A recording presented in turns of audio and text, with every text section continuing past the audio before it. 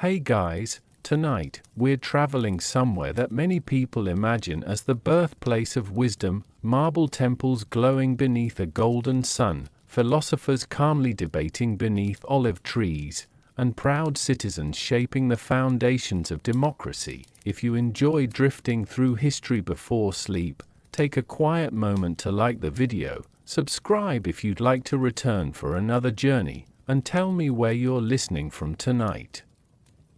I always enjoy seeing how many different corners of the world gather together for these peaceful trips into the past. Now, perhaps dim the lights, settle into your favorite blanket, let your breathing slow, and allow the sounds of the modern world to fade gently into the distance. Tonight, you won't simply learn about ancient Greece, you'll live there, and before the first sunrise has fully warmed the hills, you'll probably discover why you wouldn't last a single day. The sea arrives before the city does, long before your eyes find white stone temples or crowded streets. You hear waves rolling against jagged rocks. The breeze carries the scent of salt, wild thyme, olive trees, and wood smoke rising from homes that have already begun their morning fires. It almost feels peaceful, almost. The mountains surrounding you are beautiful, but they are also barriers. Villages remain separated by steep valleys and rough paths. Every journey demands effort. Every shipment depends on uncertain winds. Every season brings its own new worry. Ancient Greece is not one united country. It is a patchwork of independent city-states, each proud, each suspicious of the others, each convinced that its own customs are the correct ones. To be born only a few miles away could completely change your life. One city may celebrate your family, another might enslave it, another may simply refuse to let you belong. As dawn slowly paints the eastern sky, the settlements begin to stir. Dogs bark inside narrow courtyards, donkeys shuffle beneath heavy sacks, roosters announce another day that no one asked to begin quite so early. There are no alarm clocks, no soft mattresses, no hot showers waiting to wake tired muscles. The first moments of every morning belong to work, not tomorrow, not after breakfast. Now, the people here cannot afford leisurely mornings. Survival is measured one day at a time, one harvest at a time. One successful voyage across uncertain waters. Even the wealthiest households depend upon countless invisible hands. Behind every elegant gathering, someone is grinding grain, someone is hauling water, someone is cleaning, someone is carrying stones beneath a blazing sun, someone else has no freedom at all. History often remembers the famous names, it quietly forgets everyone else. You may have imagined yourself walking proudly beside Socrates, listening to Plato, watching athletes prepare for the Olympic Games. Perhaps you pictured polished marble shining beneath endless blue skies. Those moments certainly existed, but they occupied only tiny pieces of much larger lives. Between those famous moments stretched endless hours filled with dust, sweat, aching backs, uncertainty, hunger, fear of illness, and the constant awareness that fortune could disappear overnight. Ancient Greece admired excellence. Yet excellence demanded sacrifice, sometimes unbearable sacrifice. Even the cities themselves seem alive. Athens hums with arguments, trade, and ambition. Sparta beats with discipline so strict that softness almost feels like a crime. Corinth grows wealthy from merchants. Thebes watches rivals carefully. Each city follows different laws, different expectations, different punishments. What protects you in one place might condemn you somewhere else. The world changes with every road you choose.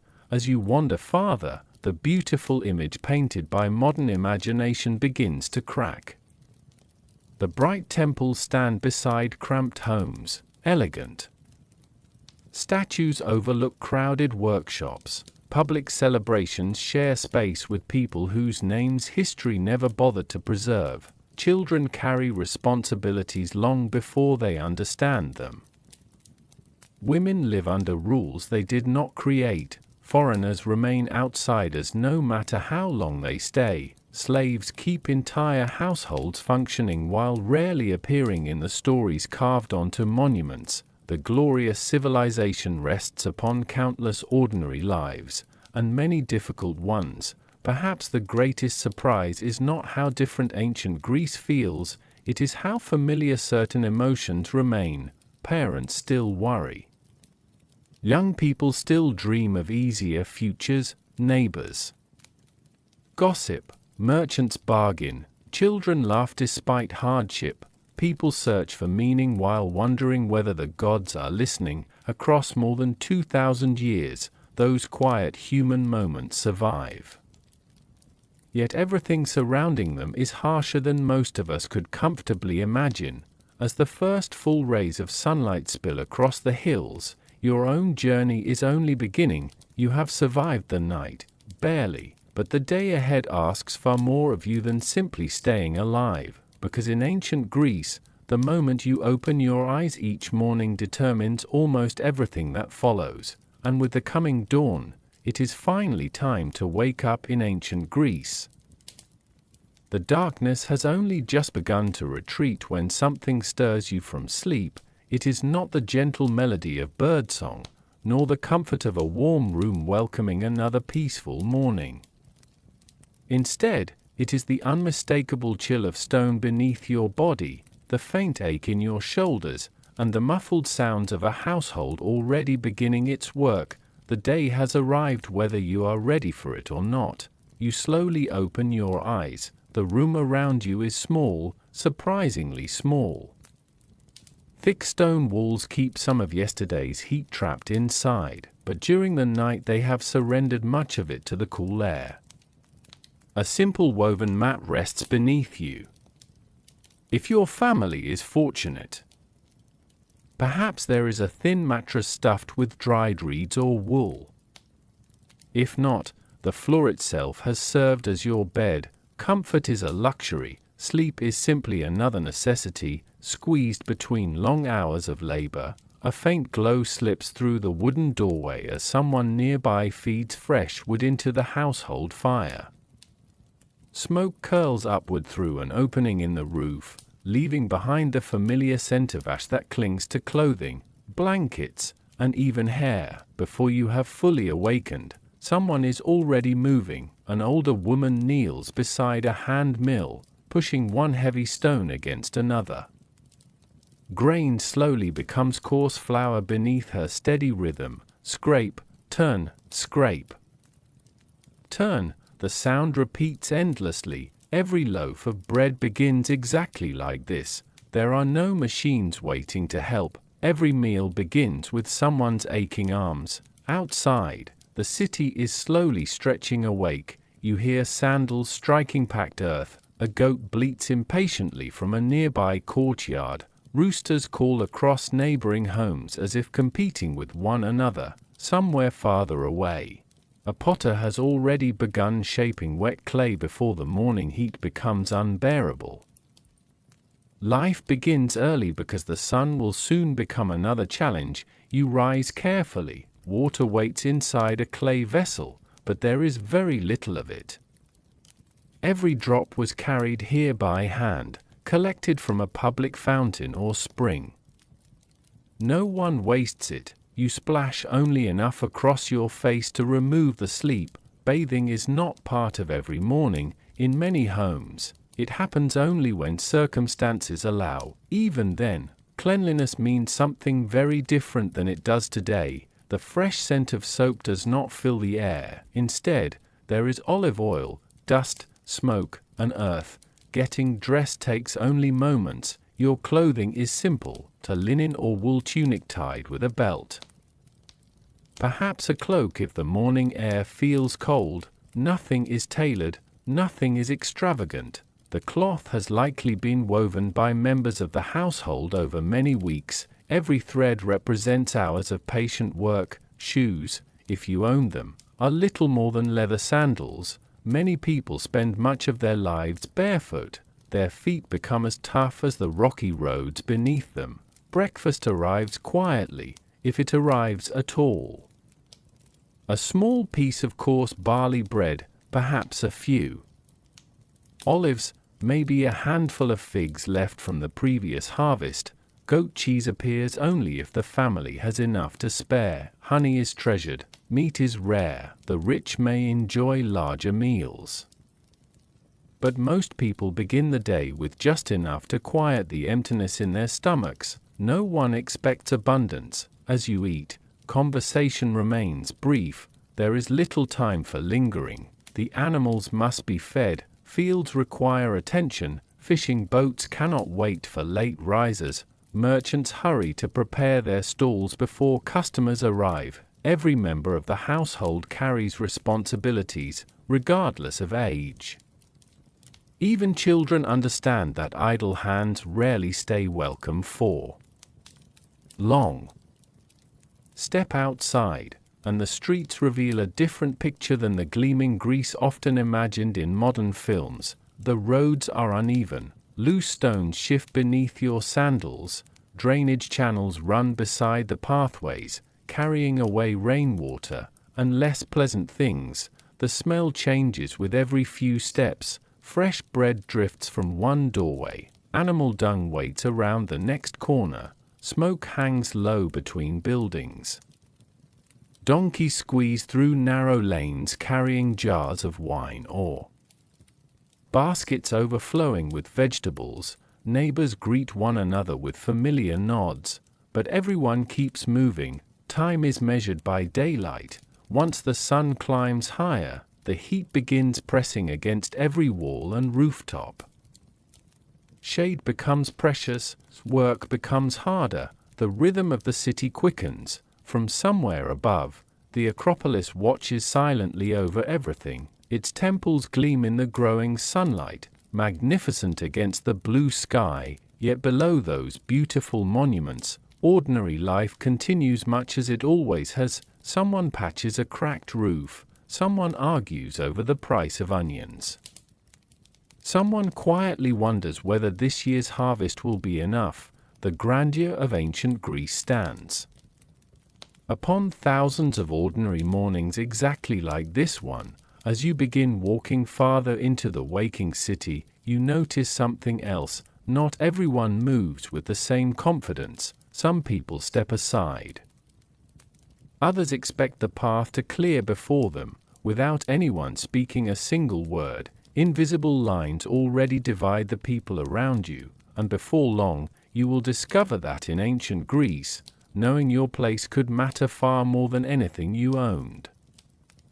Morning has fully arrived now. The streets have grown louder. The market is beginning to fill, and sunlight pours across the white stone walls with a warmth that almost makes ancient Greece feel welcoming. Almost, at first glance, the people around you appear to move together in quiet harmony. Merchants open their stalls.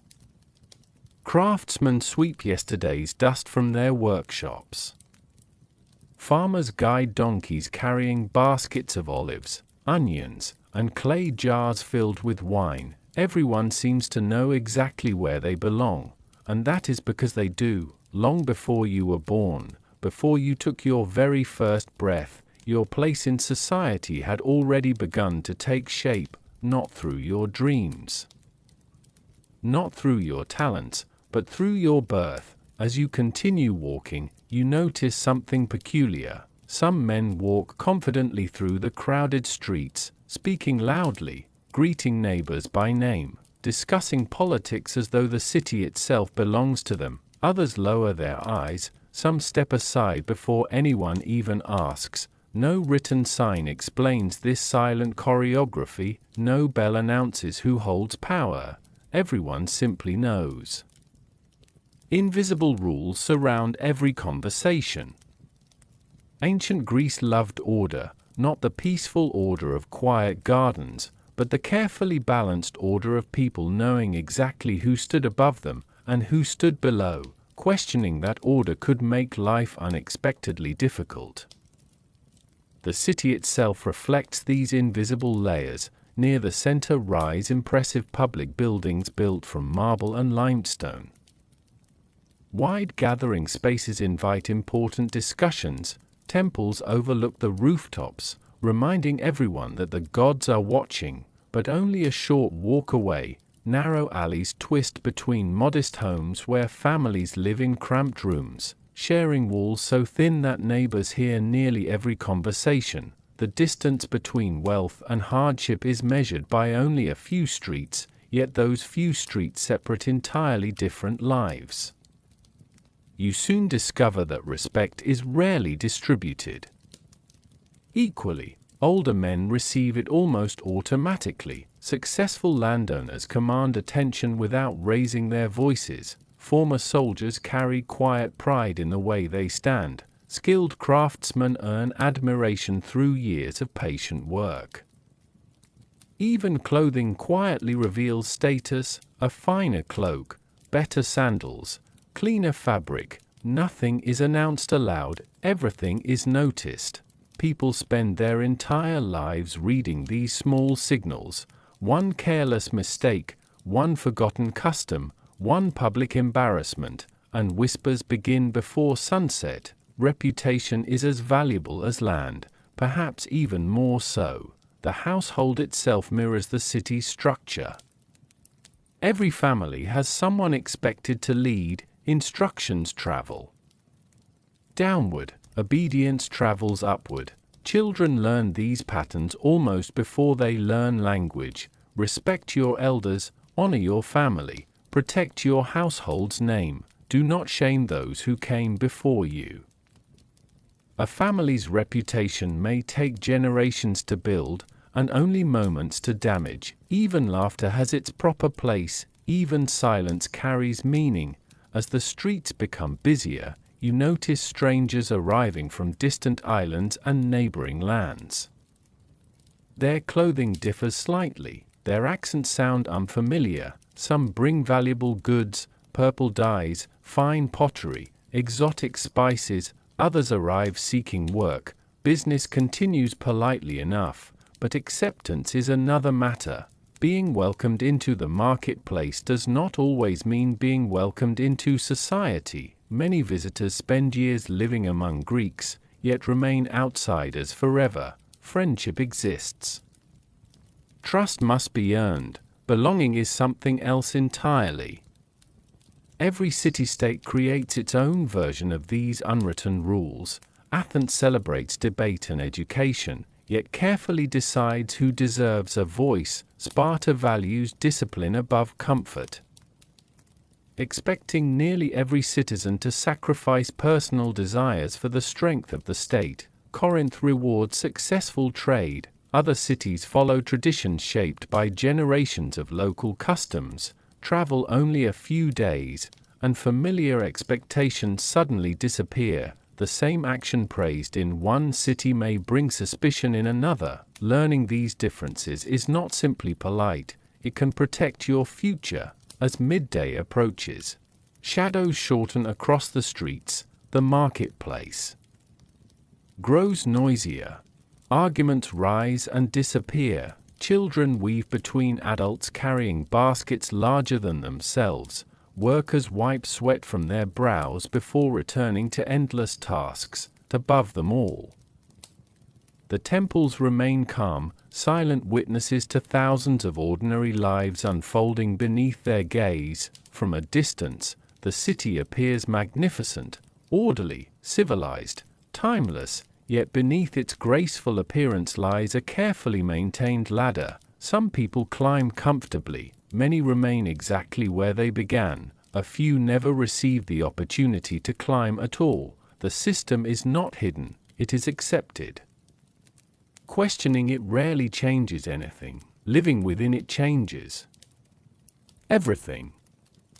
As you continue through the bustling streets, one uncomfortable realization begins to settle over you. Perhaps the greatest privilege in ancient Greece is not wealth, nor strength, nor intelligence. It is simply being recognized as someone who truly belongs. Because tomorrow, You will meet those who live inside these magnificent cities, yet never become part of them. People who work, trade, raise families, and grow old beneath the same skies, while remaining strangers in the very place they call home. And that quiet truth begins with one simple question: what happens if you are not a citizen?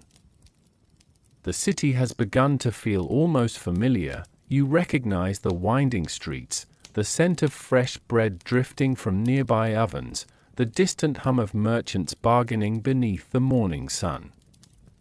You know which fountain offers cool water, which alley leads to the marketplace, and which temple casts the longest afternoon shadow. For a brief moment, you almost feel as though you belong. Then someone asks a simple question: who is your father? It sounds harmless, almost polite, but in ancient Greece, that question carries the weight of an entire life, because your answer determines far more than your name.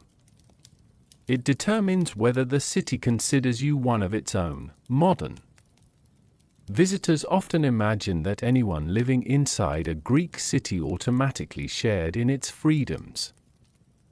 The reality was far narrower. In places like Athens, citizenship was not something you could easily earn through hard work or loyalty. It was usually something you inherited. You were expected to be born into it, born to the right family, born under the right circumstances. Without those invisible qualifications, magnificent buildings and busy marketplaces could surround you every day, yet remain partly closed to you forever. Imagine spending your entire life inside the same city, watching its festivals, paying its taxes, working its fields, helping build its walls, perhaps even defending it during difficult times, and still being reminded that you are not truly one of its people. That quiet reminder appears everywhere. A public meeting begins. You watch from the edge, others enter, you remain outside. Important decisions about the city's future are discussed. The voices shaping those decisions do not include yours, not because you lack intelligence, not because you lack experience, but because the law has already decided your place. Among these outsiders are traders arriving from distant islands, skilled craftsmen seeking better opportunities, wandering poets, sailors, laborious, and entire families hoping to build peaceful lives. Athens even has a name for many of them. They are called metics, resident foreigners. They may own workshops. They may become successful merchants. Some grow surprisingly wealthy, yet wealth cannot purchase citizenship. Generations may pass. Their children may speak flawless Greek. Still, full acceptance often remains just beyond reach. It is like standing before an open doorway that never quite allows you to cross the threshold. Daily life constantly reminds them of this difference. Certain public offices remain impossible. Political votes belong to others. Some legal protections are limited. Additional taxes may apply simply because they were born elsewhere. Many require a citizen to represent them in official matters. Even success carries invisible boundaries. You can contribute, you can prosper, you can admire the city, but the city never fully belongs to you. As you wander through the agora once more, you begin noticing faces you overlooked before. A bronze worker carefully shaping a helmet, a potter painting delicate scenes across fresh clay, a Phoenician merchant unloading dyed fabrics from distant shores, an Egyptian sailor repairing worn ropes beside the harbor.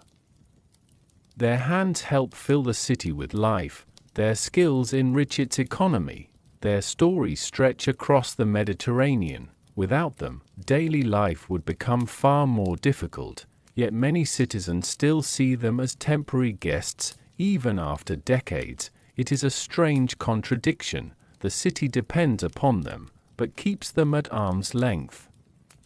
Children born into these families grow up in a curious world. They play beside citizen children, learn the same language, walk the same dusty roads, Watch the same religious festivals. From the outside, their lives appear nearly identical. Only as they grow older do the invisible walls become impossible to ignore. One young man prepares to vote. His childhood friend cannot. One family celebrates new political responsibilities. Another quietly continues working behind the scenes. Friendship survives. Opportunity does not always follow. The feeling is difficult to describe. It is not constant cruelty, nor daily humiliation. Often it is something much quieter, a door politely closed. An invitation never offered, a conversation that ends the moment important decisions begin. History remembers the speeches delivered inside great assemblies. It rarely remembers those who stood outside listening from afar. As the afternoon sun begins sinking lower, golden light spills across marble columns and busy streets alike. The city looks peaceful, beautiful, almost timeless. Children chase one another through narrow lanes. Old men rest beneath olive trees. Merchants count the day's earnings before packing away their goods. Life continues, yet beneath its calm surface lies an invisible map of belonging. Some people walk freely across every part of it, others forever reach its edges without crossing them. Ancient Greece celebrates ideas that would shape civilizations for thousands of years: philosophy, art, politics, reason. But those remarkable achievements exist beside quiet exclusions that history sometimes forgets to mention. Perhaps that is what makes the past feel so strangely familiar. Human beings have always searched for belonging, and they have often struggled to decide who deserves it. The evening breeze begins cooling the city as lamps flicker to life inside nearby homes. Families gather behind wooden doors. Meals are prepared. Stories are shared. But elsewhere, far to the south, another Greek city is preparing its children for a very different kind of evening, a place where belonging is never questioned, because nearly every moment of life is controlled from birth. Tomorrow, your journey leaves Athens behind, and the road leads toward Sparta, where surviving childhood is only the beginning. The road south is long. Behind you, Athens slowly disappears beneath a pale morning haze, its philosophers, merchants, and crowded streets fading into memory. Ahead, mountains rise like silent walls, their rocky slopes wrapped in olive groves and scattered pines.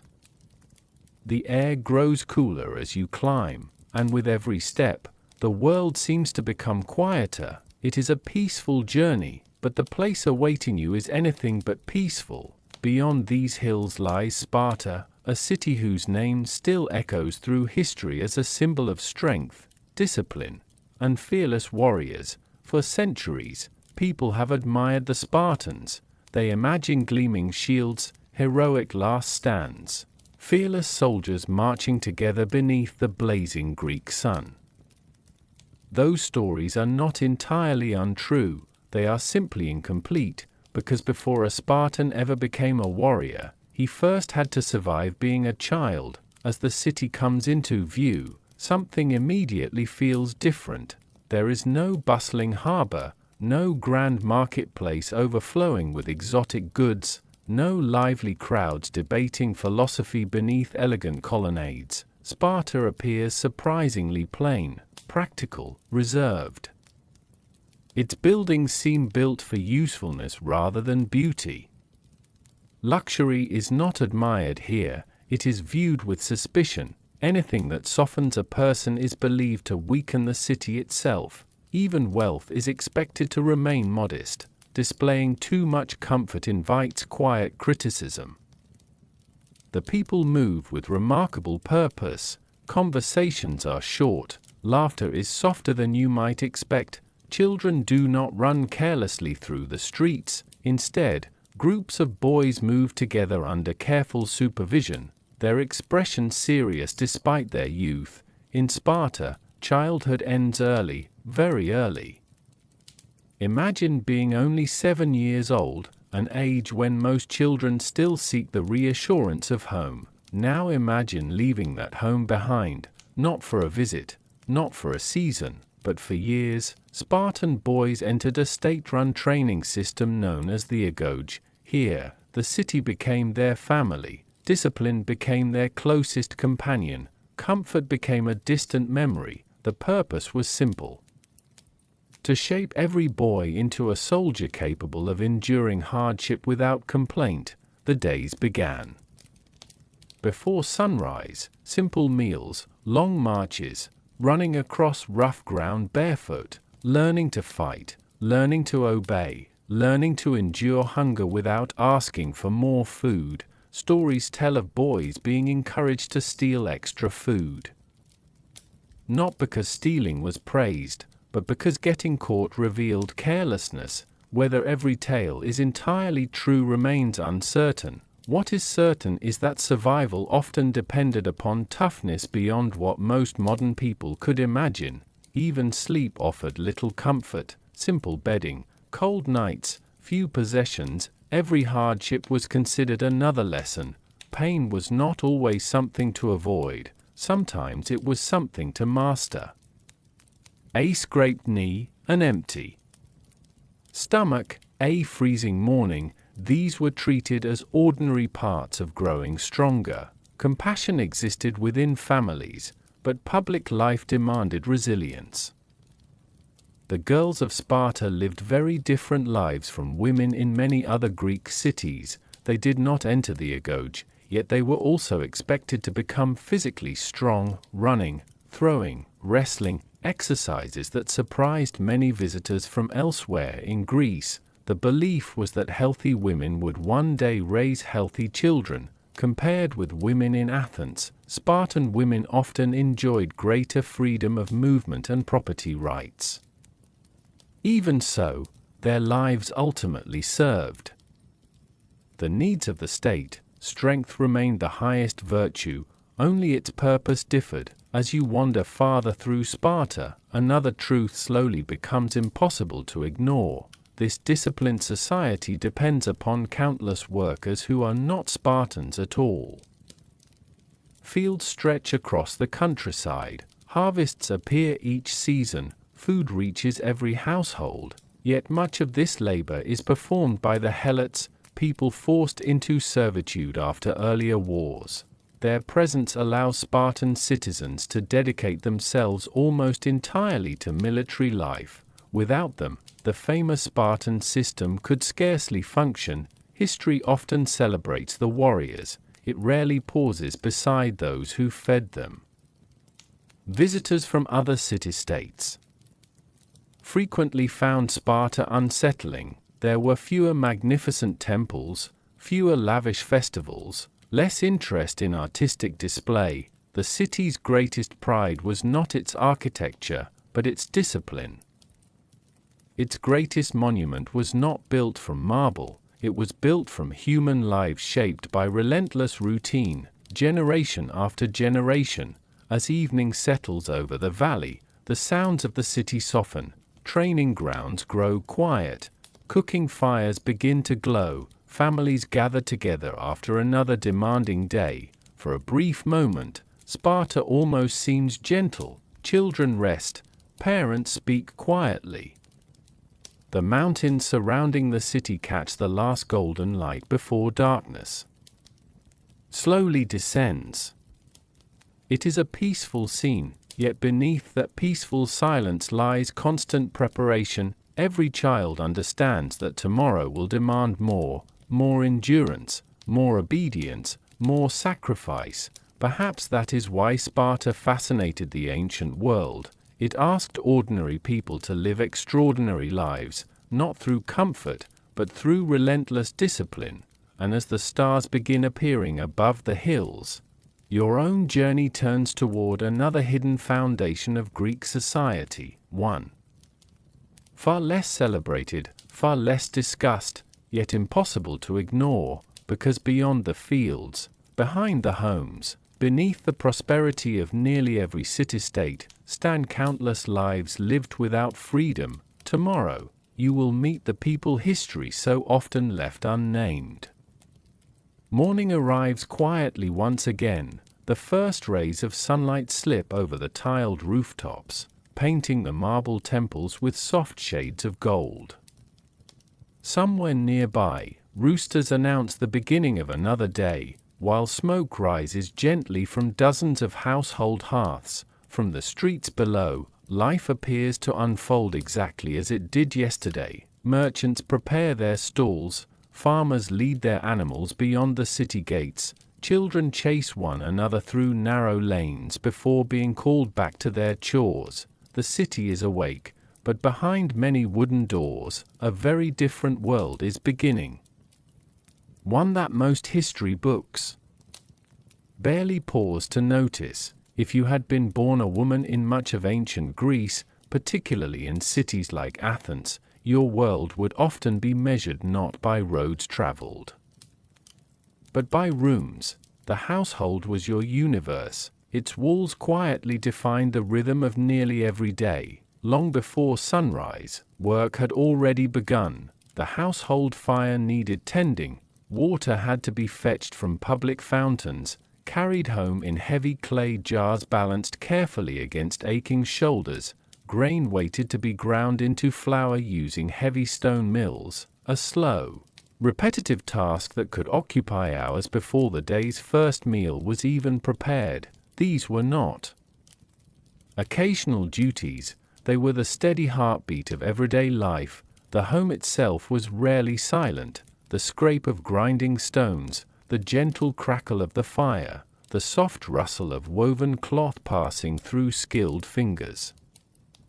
Many women spent countless hours spinning wool into thread before weaving it into clothing for the entire household.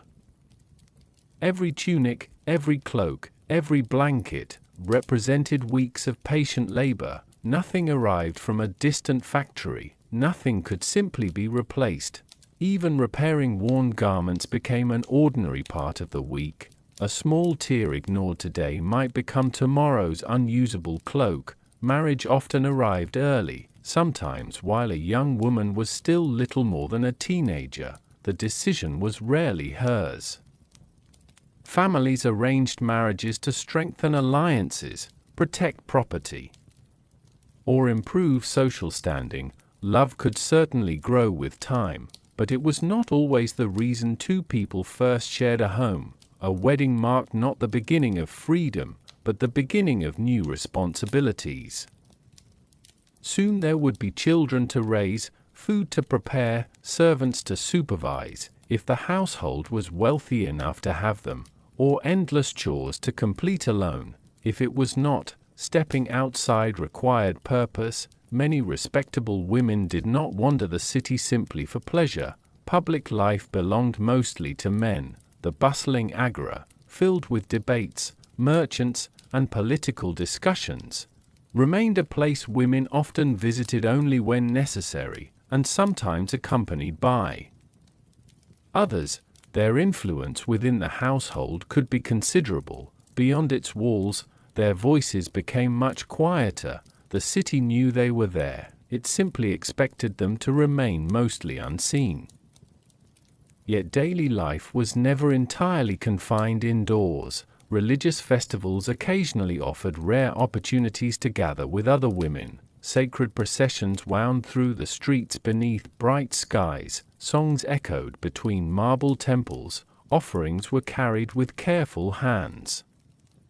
These moments brought conversation, shared traditions, and brief glimpses beyond the ordinary rhythm of domestic life. Faith created spaces where women participated visibly in community life. For many, these occasions became cherished breaks from familiar routines. Of course, ancient Greece was not identical everywhere. Sparta followed remarkably different customs. Spartan women often exercised outdoors, owned property, and managed estates while men spent long periods in military service.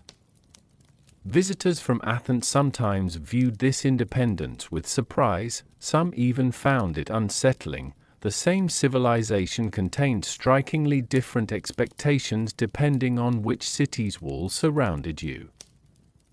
Ancient Greece was never one single experience, it was many worlds existing side by side. Still, across much of Greece, a woman's reputation remained deeply connected to modesty. Neighbors observed quietly, families protected their honor carefully, small rumors traveled astonishingly fast through narrow streets. A careless word, an unexpected meeting, a misunderstanding, any of these could stain a family's good name for years.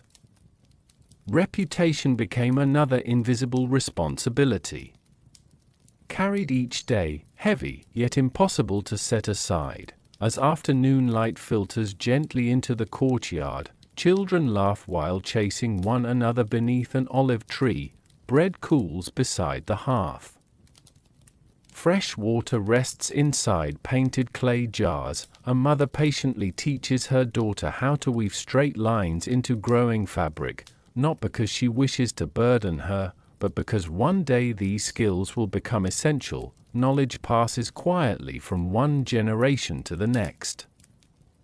No speeches, no ceremonies, simply careful hands guiding smaller ones. As evening approaches, oil lamps begin flickering inside homes across the city. Families gather for simple meals. Stories are shared softly between parents and children. Outside, the streets slowly empty beneath the fading light. Tomorrow will bring the same familiar rhythm once again. Another dawn, another fire to light, another jar to carry, another garment to mend.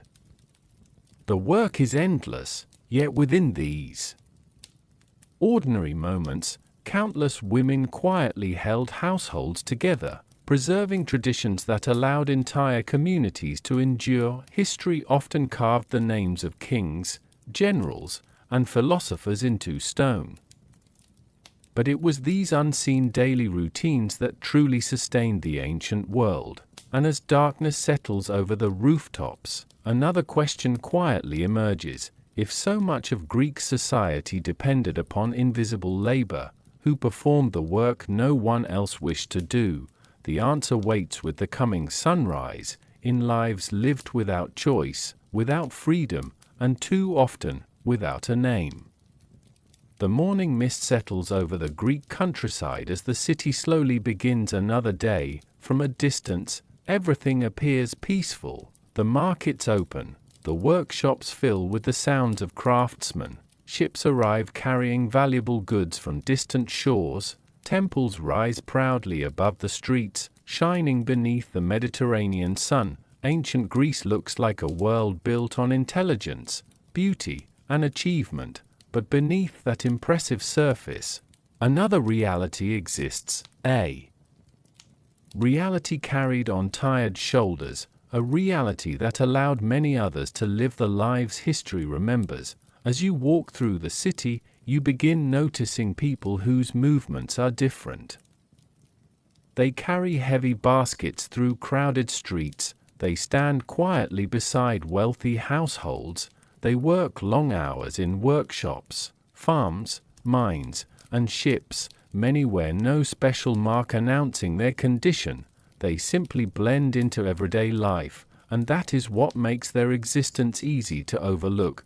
They were everywhere, yet often invisible. They were enslaved people. Slavery was not a small part of ancient Greek society. It was deeply connected to the economy, household life, and daily routines of many city-states. The citizens who debated philosophy, the families who attended festivals, the merchants who expanded their businesses. Many depended upon the labor of people who had little control over their own lives. This contradiction sits at the heart of ancient Greece, a civilization that developed ideas about citizenship, politics, and human thought, while also accepting a system where thousands of people were treated as property. The lives of enslaved people varied greatly. There was no single experience. Some worked inside homes, preparing meals, cleaning, raising children, or assisting families with daily tasks. others worked in skilled positions. A talented craftsman might produce beautiful pottery or valuable goods while still lacking personal freedom. Some became teachers or accountants because their abilities were considered useful. Others faced much harsher conditions. Their lives depended on where they worked, who owned them, and whether that person showed kindness or cruelty. Outside the cities, agricultural labor formed another important part of the system. Fields needed constant attention. Olive trees required care, grapes needed harvesting, grain had to be collected before weather destroyed the crop. Much of this exhausting work was performed by enslaved laborers who rarely received recognition. Every amphora of olive oil, every loaf of bread, every shipment of agricultural goods carried traces of their effort. The mines were among the most difficult places to survive. In places like the silver mines near Athens, enslaved workers descended into dark underground passages where air was limited and conditions were dangerous. The valuable metals extracted from these depths helped strengthen the power and wealth of the city. Coins were produced, armies were supported, buildings were funded. Above ground, Athens grew more magnificent. Below ground, others endured unimaginable hardship. The contrast could not have been greater. Yet slavery in ancient Greece was not based on one single group. Enslaved people came from many regions around the Mediterranean world. Some were captured during wars, some were taken by pirates. Some were born into enslaved families, others became enslaved because of debts or circumstances beyond their control. Their languages, traditions, and memories came from countless places. Behind every enslaved person was a story that began somewhere else, a village, a family, a childhood, a life interrupted. For children born into slavery, the future was often decided before they could understand what freedom meant. Their surroundings shaped their expectations. A child might grow up inside a household, learning tasks from older enslaved workers. They would see people come and go. They would hear conversations about freedom, while knowing it was something they might never experience. The absence of choice could become normal simply because it was all they had ever known, and yet, even within such difficult circumstances, enslaved people remained human beings with personalities, relationships, and hopes. They formed friendships, they shared stories, they cared for children, they found small moments of happiness wherever they could. History often reduces them to a category, but categories hide individual lives. A person is not only the work they were forced to perform, they are also the memories they carried, the songs they knew, the people they loved. As evening falls over the city, the same streets that once seemed so impressive now appear different. The marble buildings remain beautiful, the temples still glow beneath the fading light, the philosophers still speak of virtue and justice, but now you notice the hands behind everything, the hands carrying stones, the hands preparing food, the hands creating wealth, the hands that rarely appear in ancient writings. The greatness of ancient Greece was real, its achievements shaped the world. But those achievements existed within a society filled with contradictions, brilliance and suffering, freedom and control, beauty and hardship, all standing together beneath the same Mediterranean sky. And as night settles over the city, another place begins to awaken, a place where citizens, merchants, workers, and enslaved people all meet face to face. A place filled with voices, arguments, and endless movement, the heart of public life, the agora. Tomorrow, you will step into the loudest corner of ancient Greece. The next morning arrives with the sound of footsteps, not the quiet footsteps of someone beginning a private household routine. These are hundreds of footsteps moving in different directions, sandals against stone, wooden carts rolling over uneven streets, merchants calling out prices, customers arguing over coins, animals shifting impatiently beside crowded stalls. The city has awakened around one place more than any other, the agora. The beating heart of ancient Greece, at first glance, the agora seems almost magical, a wide open space surrounded by buildings, workshops, statues, and shaded walkways. Here, people from every corner of the city gather. Farmers arrive carrying vegetables from distant fields. Fishermen bring baskets filled with the morning catch, potters display carefully painted vessels, merchants unload goods that have traveled across seas. The air is filled with countless smells: fresh bread, olive oil, herbs, dust, animal leather, salt from the nearby harbor. Everything mixes together into the unmistakable scent of a living city. But the agora is more than a marketplace, it is where ancient Greece reveals itself.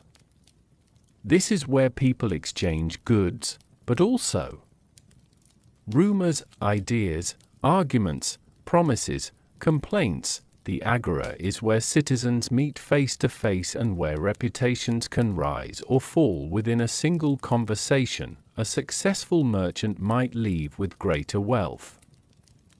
A careless speaker might leave with damaged honor. A disagreement over a small matter could attract an entire crowd. In this world, words carried enormous power. As you walk between the stalls, you quickly realize there is no peaceful shopping experience here.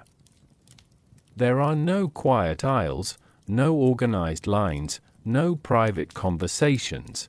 The agora belongs to everyone, and everyone knows how to make themselves heard. A seller praises the quality of his olives, another insists his wine is better. A customer examines a piece of cloth carefully, searching for flaws. A buyer complains about the price. Negotiation is expected. Silence might even make people suspicious. The marketplace is full of movement.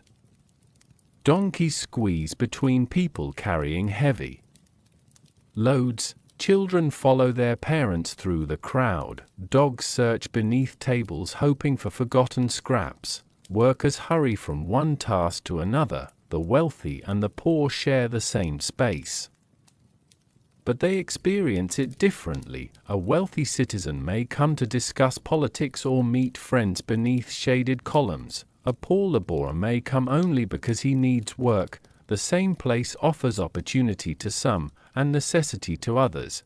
The agora also reveals the complicated nature of Greek society. Here you may hear brilliant philosophical discussions about justice, courage, and morality. You may hear questions that challenge the very nature of human existence. Yet nearby, someone may be bargaining over the price of a slave. Someone may be arguing over unpaid debts. Someone may be desperate to sell enough goods before the day ends. Great ideas and harsh realities exist only a few steps apart. Athenians valued public speaking deeply. A person's ability to argue could influence their success. A skilled speaker could gain respect. A poor speaker could lose support. This created a society where conversation itself became a form of competition. People listened carefully. They remembered mistakes. They repeated rumors. The agora had a long memory. A careless statement spoken in the morning could still be discussed days later. For foreigners visiting Greek cities, the agora could be overwhelming. They would hear unfamiliar accents, see strange clothing, witness customs from distant lands. The Mediterranean world was connected through trade, and the marketplace became a meeting point for countless cultures. Ships carried more than goods, they carried stories. A merchant from Egypt might bring unusual objects. A sailor from Phoenicia might share tales of distant coastlines. A traveler from another Greek city might describe different traditions. The agora was a window into a much larger world. But beneath all the noise, another truth remains. The agora was not equally open to everyone. Women generally had limited participation in public commercial life compared with men. Foreign residents could trade but lacked political influence. Enslaved people could be everywhere while possessing no authority. The busiest place in the city was also a reminder of who had power and who did not. As the afternoon sun moves across the sky, the crowd begins to change. Morning shoppers disappear. Some merchants pack away their remaining goods. Others continue working until the fading light tells them it is time to leave. The voices slowly become quieter. The stone pathways empty. The agora, which only hours earlier seemed endless, begins returning to silence. But the conversation started here will continue. Arguments will travel home. Ideas will spread through streets. Decisions will be influenced. The marketplace will leave its mark long after the stalls disappear. Standing there beneath the evening sky, you realize something important. Ancient Greece was not only built from temples and monuments, it was built from countless human interactions. Every bargain, every debate, every disagreement, every conversation. The agora was where the city revealed its true character, its intelligence, its ambition, its contradictions. And as you leave the fading marketplace behind, another question begins to follow you. With so many people gathering together every day, what happens when sickness enters the crowd? Because in ancient Greece, disease was a visitor no one truly understood, and no one could easily escape. The noise of the agora slowly fades behind you. The voices of merchants become distant. The footsteps on stone streets grow quieter, and as you move away from the crowded center of the city, you enter a different world, a place where people come not to trade goods, but to search for something far more precious: relief, healing, a chance to feel normal again. In ancient Greece, illness was one of the greatest uncertainties a person could face. A simple wound, a fever that appeared overnight, a strange pain with no clear explanation. Any of these could transform an ordinary day into a terrifying struggle. Today, we understand many diseases through science, laboratories, and centuries of medical discoveries, but for the people of ancient Greece, the human body remained a mysterious landscape. Doctors observed, they experimented, they searched for answers, but many of the secrets hidden inside sickness remained beyond their understanding. You enter a small healing space where a physician prepares for the day's patients. There are no white coats, no glowing instruments, no shelves filled with modern medicine. Instead, there are carefully stored herbs, bronze tools, cloth bandages, simple containers holding oils and mixtures. The physician's greatest tools are not machines. They are observation, experience, and memory. A doctor's reputation depends on what they have seen before, what they remember, what they believe worked. Greek medicine slowly began moving away from purely supernatural explanations. Many people still believed the gods influenced health and illness. Temples dedicated to healing attracted visitors seeking divine help. But alongside these traditions, another approach was growing, a belief that the body followed natural patterns, that sickness might have causes connected to food, environment, lifestyle, and physical imbalance. This was a revolutionary idea for its time. Instead of asking only, which god has become angry, some physicians began asking, what is happening inside the body? One of the most famous figures connected to Greek medicine was Hippocrates. Centuries later, his name would become associated with medical ethics and careful observation. The physicians connected with his tradition believed doctors should study symptoms carefully. They watched how illnesses developed. They recorded patterns. They tried to understand the relationship between the body and the world around it. Their methods were far from modern, but their curiosity represented an important change. They were looking for explanations that could be observed.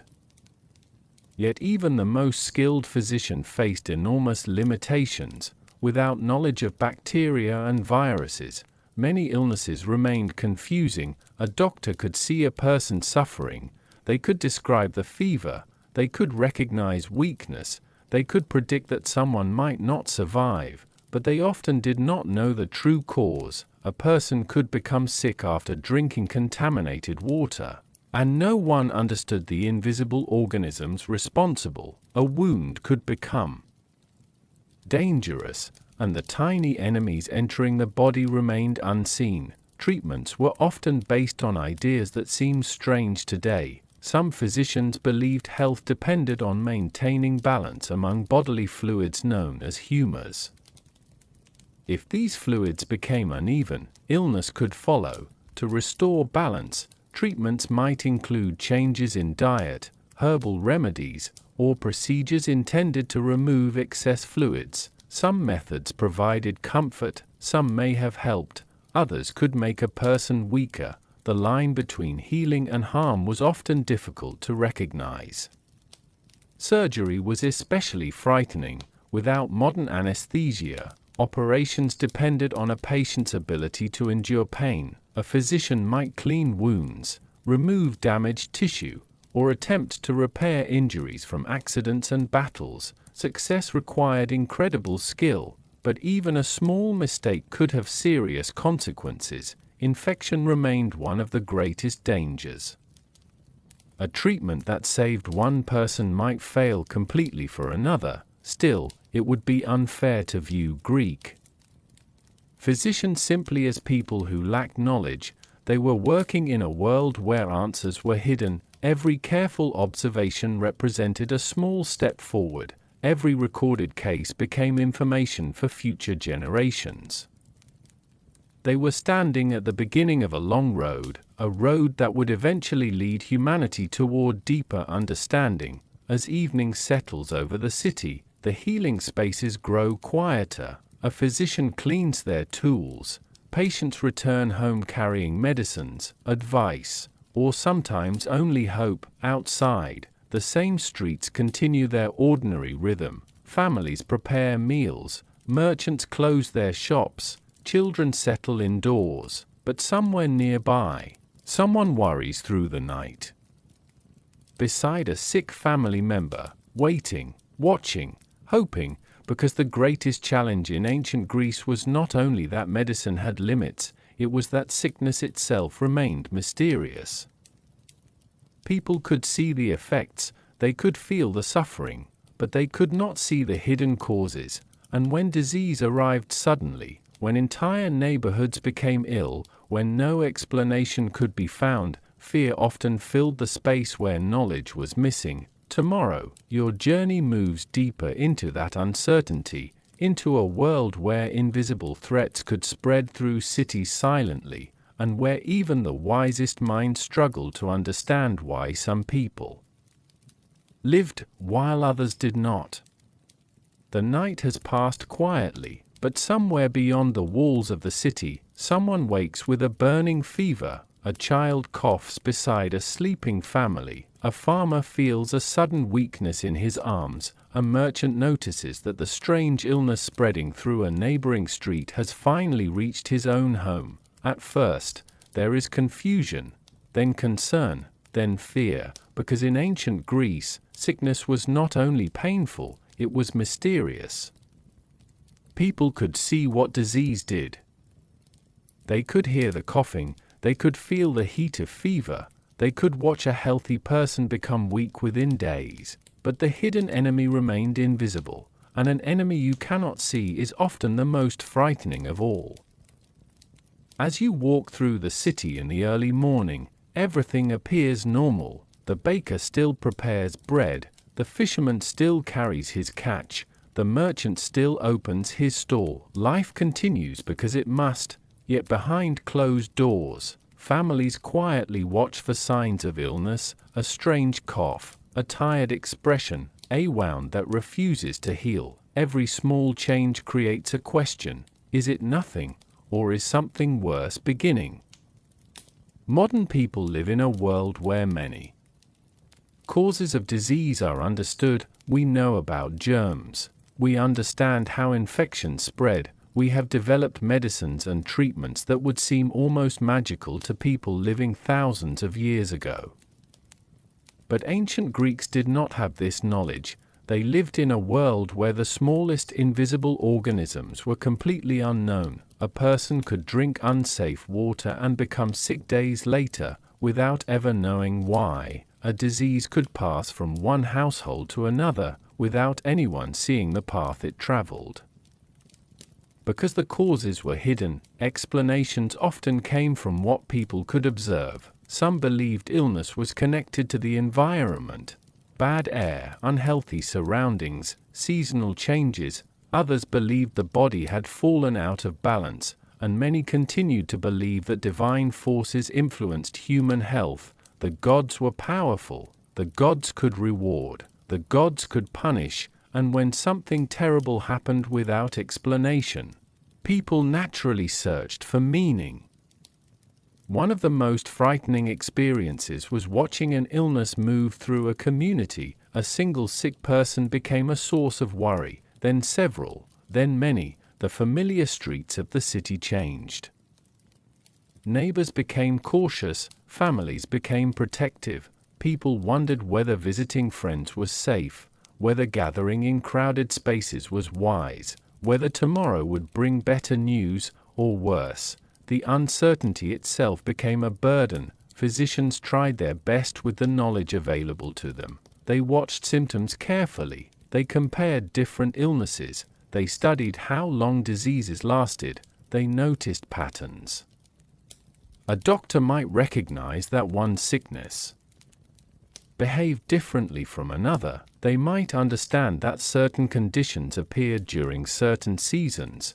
These observations were valuable, but recognizing patterns was not the same as understanding causes.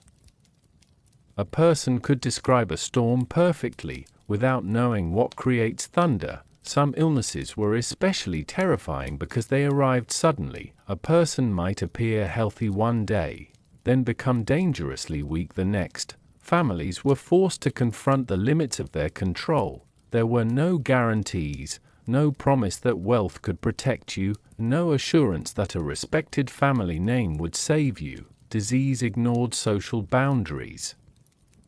The powerful and the poor both lived beneath the same uncertain sky. Even minor injuries carried risks that are easy to forget. A small cut from a farming tool, a wound from daily labor, a scratch that seemed harmless. Without knowledge of infection, such injuries could become serious. People understood that wounds sometimes became dangerous. They simply did not understand the invisible process happening inside them. The body was fighting a battle that no one could see. Yet despite these fears, Greek communities continued. People did not stop living. They still celebrated festivals. They still traded. They still raised children. They still gathered around evening fires and shared stories. Human beings have always found ways to continue even when uncertainty surrounds them. Perhaps that is one of the most recognizable parts of the ancient world. Their fears were different from ours, but their hopes were surprisingly familiar. As the sun begins lowering over the rooftops, the city grows quieter. A physician closes his small workshop. A family places fresh cloth beside a sleeping child. A traveler pauses before entering a crowded street, wondering what awaits him beyond the next corner. The world of ancient Greece was filled with beauty and knowledge.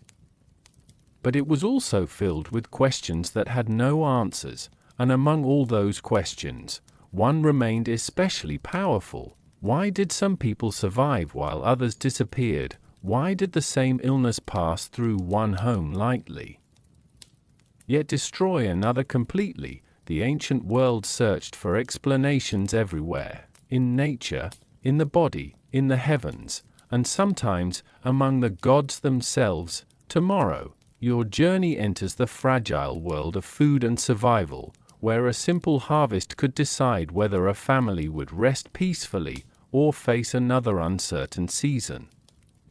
The morning sun rises slowly over the Greek countryside, golden light spreads across fields of barley and wheat, touching rows of olive trees that have stood silently for generations. From a distance, the landscape appears generous, beautiful, almost endless. It is easy to imagine that the people living among these hills had no reason to worry about food, but beauty can be misleading, because in ancient Greece, a full table was never guaranteed. Every meal carried the memory of uncertainty, every harvest carried the possibility of disappointment, and every family understood that survival could depend on things far beyond their control. You wake inside a small household as the first preparations for the day begin. There is no overflowing pantry, no shelves filled with preserved foods waiting for months. Most families live close to the edge. A successful harvest means relief. A poor harvest means difficult decisions. Should the family save grain for the future? Should they sell part of it for money? Should they eat more today and risk hunger later? Food is not simply something people enjoy, it is something they constantly manage. For many Greeks, the foundation of daily meals was simple. Bread, olives, wine, these were not luxurious additions, they were necessities. Grain was especially important. Barley was widely used, creating a dense bread that was filling and practical. Wheat bread was considered more desirable, but it was often harder for ordinary families to obtain regularly. The difference between these grains reflected the difference between comfort and survival. Olive trees shaped the Greek world. Their twisted branches covered hillsides, producing one of the most valuable resources in the Mediterranean. Olive oil served many purposes. It could be used in cooking, it could provide light in lamps, it could become part of trade, it could even be used for personal care. A good olive harvest brought security, a damaged harvest brought worry. A single season of bad weather could affect thousands of lives. The sea provided another important source of food. Greek communities along the coast relied heavily on fishing. Fishermen left before sunrise, carrying simple equipment and hoping the waters would be generous. A successful catch could provide fresh meals and income. A poor day could mean returning with almost nothing. The sea was both a provider and a reminder of uncertainty. Its waves gave life, they could also take it away. Meat was not an everyday experience for most people. Large portions of roasted meat were usually connected to festivals, sacrifices, or special occasions. For ordinary families, daily meals were far simpler. Vegetables, beans, fruits when available, cheese, nuts, small amounts of fish. The image of ancient feasts filled with endless food belonged mostly to celebrations and wealthy households. Most days were much quieter. Children learned about scarcity early. They understood that food was valuable. A piece of bread was not casually thrown away. A bowl left unfinished was noticed. Families remembered previous difficult seasons and prepared carefully for future ones. Hunger was not always a dramatic event. Sometimes it was a slow feeling that followed people through the day, a smaller meal, a delayed meal, a meal missing something that was normally present. Farmers faced constant challenges. The land around Greece was beautiful but not always easy to cultivate. Rocky soil, limited rainfall, uneven landscapes.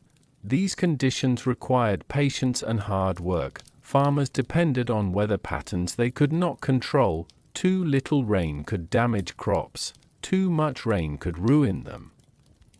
A single storm arriving at the wrong moment could destroy months of effort.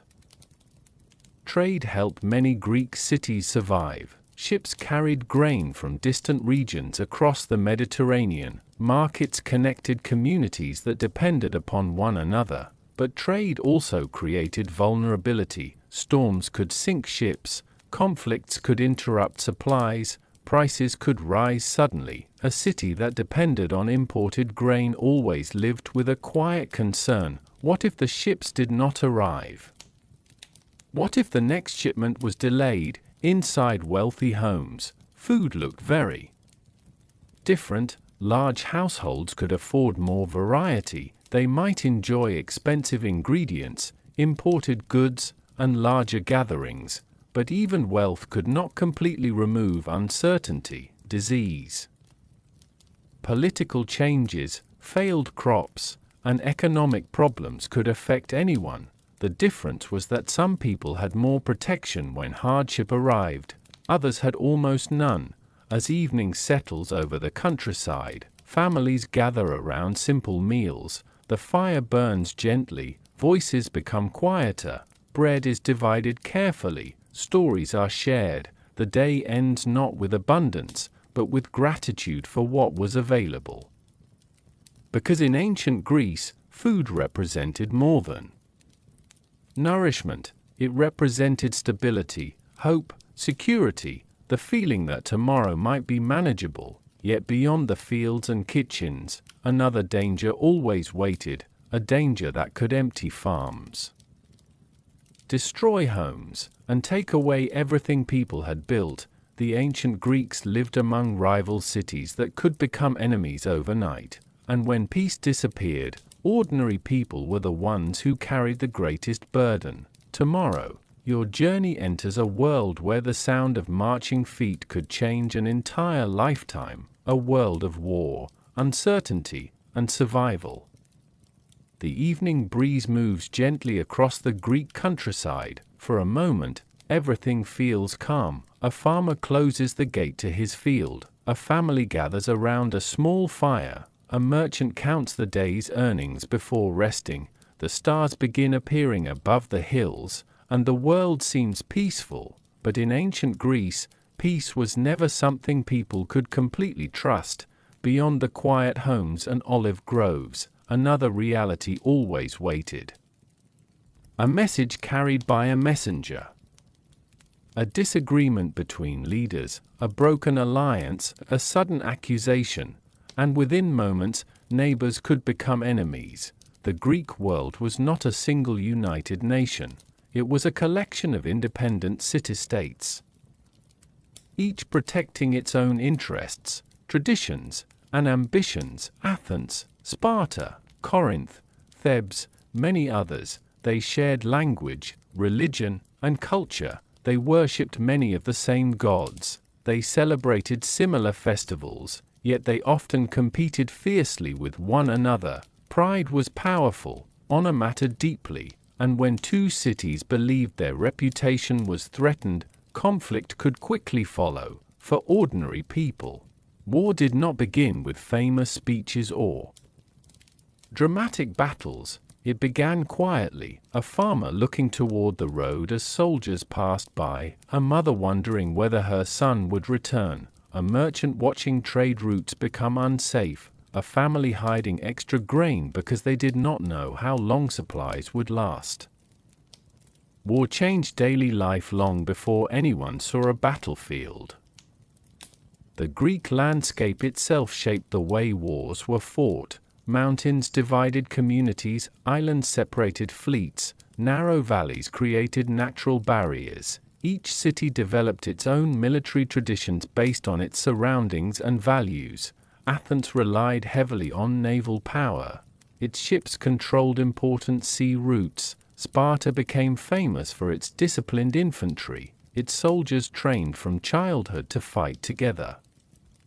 Different societies created different ideas of strength. For the average citizen, military service was not simply a profession. In many city-states, it was considered a responsibility. Young men prepared themselves physically because they knew they might one day be called away from their homes. A peaceful farmer could become a soldier, a craftsman could leave his workshop, a merchant could exchange his trading tools for a shield. The transition from ordinary life to war could happen quickly. The most recognizable Greek soldier was the hoplite, a heavily armed infantryman carrying a large round shield, spear, helmet, and protective armor. The equipment was expensive. Often, a soldier needed enough wealth to provide his own gear. When these men marched together, they formed the famous phalanx formation, rows of shields connected, spears extended forward, each person depended on the person beside them. The strength of the formation came from cooperation. One soldier standing alone was vulnerable. Many standing together became powerful, but behind the glory of military formations were human realities rarely shown on monuments. Long marches, heavy equipment, exhaustion, fear, cold nights away from home, the constant uncertainty of what tomorrow would bring. A soldier carried more than a shield. He carried memories of family, a farm waiting to be tended, a child growing older without him, a household depending on his return. Women and children also experienced the effects of war. When men left, households often carried additional responsibilities. Food production became more difficult. News from distant battles created anxiety. Families waited for messengers who could bring either relief or devastating information. A single message could change a household forever. The countryside itself became vulnerable. Armies moving through farmland needed supplies. Fields could be damaged. Animals could be taken. Homes could be abandoned. For those living outside city walls, war was not an idea discussed by leaders. It was something that arrived at their doorstep. One of the most famous examples of Greek conflict was the long struggle between Athens and Sparta known as the Peloponnesian War. For years, these powerful cities fought for influence and survival. The conflict reshaped the Greek world. It drained resources, created suffering, and showed that even the strongest societies could weaken themselves through endless rivalry. Yet despite the constant possibility of war, people still sought ordinary happiness. They planted crops, raised children, created art, held festivals. They did not spend every moment expecting disaster. Human beings have always adapted. They learned to live beside uncertainty. They found moments of peace between conflicts. They celebrated life even while knowing it could change suddenly. As night settles over the ancient landscape, the distant sound of footsteps fades, the roads become quiet again, the fields rest beneath the moonlight. For now, there is peace, but every Greek understood that peace could be fragile. A city could rise, a city could fall. A family could lose everything because of decisions made far away by powerful people. And as your journey continues deeper into ancient Greece, another difficult truth waits ahead. Because even during peaceful times, the law itself could be harsh. A small mistake, a desperate decision, a misunderstood action, any of these could bring severe consequences. Tomorrow, you will discover a world where punishment was often designed not only to correct people, but to frighten everyone watching. The city is quiet now. The sounds of the marketplace have disappeared. The merchants have packed away their goods. The voices that filled the agora throughout the day have become distant memories carried away by the evening breeze. But even in the calm of night, ancient Greek cities never truly rested.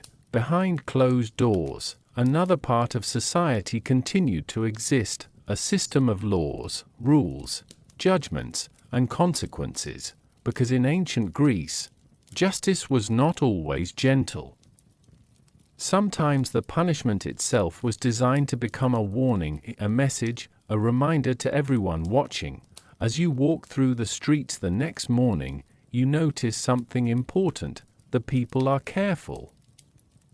They choose their words. They think before making accusations. They understand that mistakes can carry serious consequences. The law is not something distant. It is always present, and depending on where you live, the rules surrounding you may be very different. Athens has one system, Sparta has another.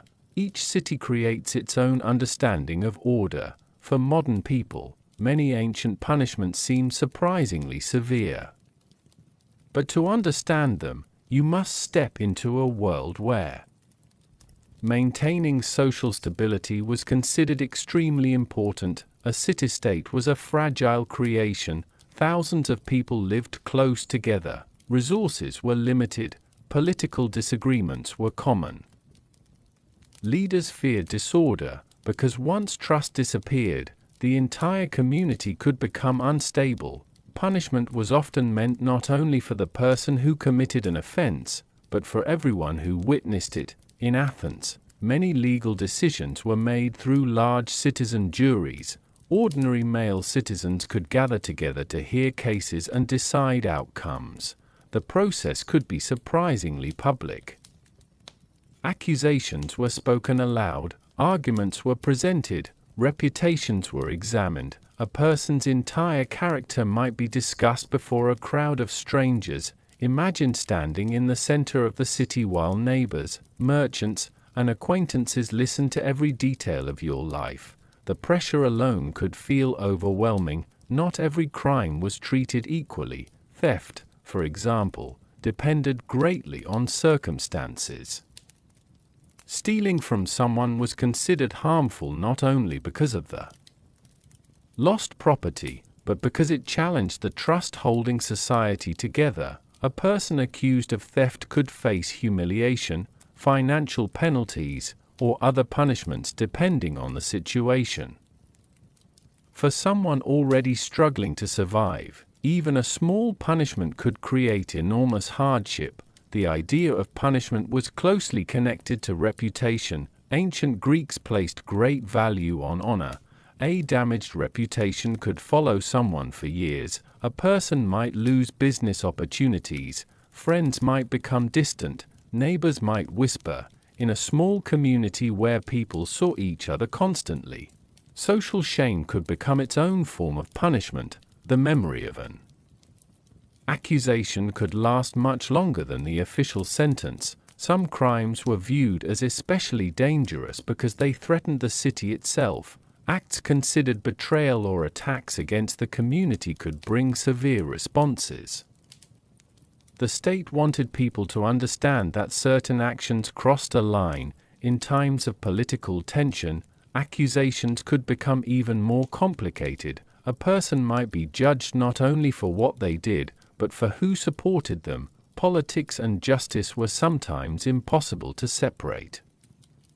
Ancient Sparta followed a different path. Its society valued discipline and obedience above nearly everything else. Actions that weakened military readiness or challenged social expectations could be treated seriously. A Spartan citizen was expected to serve the needs of the state. Personal freedom existed within strict boundaries.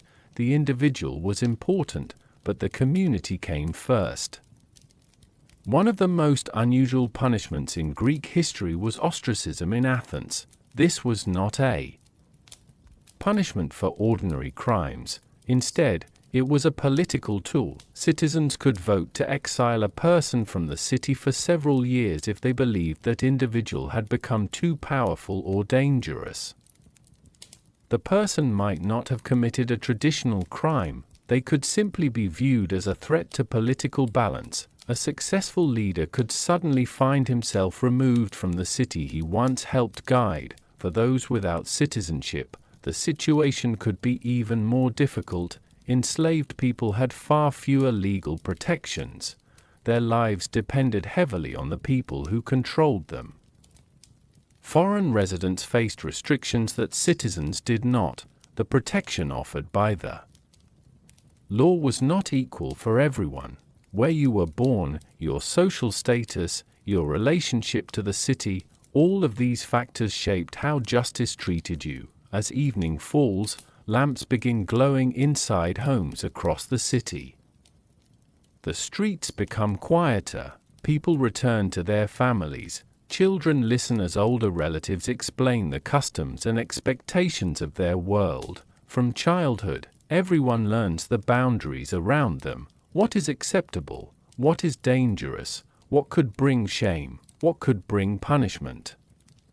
Ancient Greece gave the world important ideas about law and citizenship, but these ideas existed in a world very different from our own. Justice could be thoughtful, it could also be unforgiving. A person's future could change because of a single decision, a single accusation, or a single moment of bad luck, and as the night settles over the city, another difficult journey begins, because the harshest lessons were not always learned by adults. They began much earlier, in childhood. Before someone became a citizen, before someone became a soldier, before someone became anything at all, tomorrow, you will discover what it meant to grow up in ancient Greece, where childhood itself was often a test of endurance. The morning arrives softly over the Greek landscape, a thin layer of mist rests between the hills. Inside small homes and larger estates alike, children begin another day beneath the same Mediterranean sky that has watched countless generations grow. Their voices can be heard in courtyards, their footsteps echo through narrow streets, their laughter appears just as it does in every age of human history, because children, no matter when they are born, still find moments to play, still become curious, still search for comfort. But in ancient Greece, childhood was shorter than most children today could imagine. The path from being young to becoming useful began much earlier. A child's future was shaped almost immediately after birth. Family was everything. A household was not only a place to live, it was an economic unit, a source of reputation, a connection to the wider community. Every child represented both hope and responsibility, yet not every child experienced the same beginning. A wealthy family could provide better food, more education, and greater protection. A poorer household might struggle to provide even basic necessities. The circumstances of birth created differences that followed people throughout life. In many Greek communities, newborn children faced decisions controlled entirely by their families. Ancient societies had different attitudes toward children than modern societies. A newborn's survival depended on circumstances such as health, resources, and family decisions. Infancy was a vulnerable period. Parents understood that not every child would reach adulthood. Loss was a painful but familiar part of ancient life. For those who survived infancy, learning began early. Children watched the adults around them carefully. They learned by imitation. A young child in a farming family might begin helping with simple tasks, carrying small objects, watching animals, learning the rhythms of planting and harvesting. A child in a craft household might spend years observing a parent shaping pottery, working leather, or creating tools. Knowledge passed from one generation to another through countless small moments. Education depended greatly on where you lived and what family you were born into. In Athens, boys from wealthier families might receive formal education. They could study reading, writing, music, poetry, and physical training. Teachers guided them through lessons designed to prepare them for participation in public life. The goal was not only knowledge, it was becoming a person capable of contributing to society, a future citizen. But education was not equal for everyone. Many children never entered formal schools. Their education came through work, through observation, through helping their families survive. A young person might learn everything necessary for their future without ever holding a written scroll or sitting in a classroom. Their lessons were found in fields, workshops, markets, and homes. For Spartan boys, childhood changed dramatically at around 7 years old. Many were taken into the state-controlled training system known as the agoge. Home became less central. The city became the teacher. They learned endurance, discipline, and obedience. Comfort was limited. Expectations were high. A Spartan child was not simply preparing for adulthood. he was being shaped into a future defender of the city. Girls experienced different expectations depending on the city-state. In Athens, girls were usually trained in household responsibilities. They learned skills needed to manage a home. Spartan girls, however, often received more physical training and greater freedom of movement. They were expected to become strong mothers of future warriors. Their lives followed different paths, but both were shaped by the needs and values of their societies. One of the most difficult parts of growing up in ancient Greece was the early arrival of responsibility. There was little time for a long period of exploration. Young people were expected to become useful, to contribute, to understand their role. A teenager today might think about dreams and possibilities far into the future. Many ancient youths were already preparing for marriage, work, military service, or family duties. The transition into adulthood arrived quickly, yet childhood was not only hardship. Ancient children still experienced moments of happiness. They played with wooden toys. They created games. They listened to stories. They formed friendships. A child running through an ancient courtyard did not think about history. They simply lived. They laughed. They imagined. Those ordinary moments are what make the ancient world feel close to us. As the afternoon light fades, children return home. The sounds of play become quieter. Parents call them inside. The evening meal begins. Tomorrow will bring another day of learning and responsibility, another day preparing them for the world waiting ahead. Because in ancient Greece, becoming an adult was not a distant future. It was a journey that began almost as soon as childhood began, and once those children grew older, their bodies would become their most valuable tools. Their strength would determine their survival. Their hands would build the homes, ships, farms, and cities of the ancient world. Tomorrow, you will discover the exhausting physical demands hidden behind everyday Greek life. The morning sun rises over ancient Greece once again. Across the hills, valleys, and coastlines, thousands of people begin moving before the day has fully warmed. There are no machines waiting to make work easier, no engines carrying heavy loads, no tools powered by anything except human effort. Every stone lifted, every field harvested, every ship moved across the water depends on the strength of human hands. The beauty of ancient Greece was created by people who worked with their bodies from sunrise until exhaustion, and for many, rest was something earned only after everything else was finished. As you step into the countryside, the first sounds you hear are not the voices of philosophers or the music of festivals. They are the sounds of labor, the scrape of a farming tool against dry earth, the creaking of wooden carts, the footsteps of animals pulling heavy loads, the quiet breathing of people already deep into their day's work. Life here is physical. The body is not simply something to care for, it is the main instrument of survival. For farmers, every season brings a different challenge.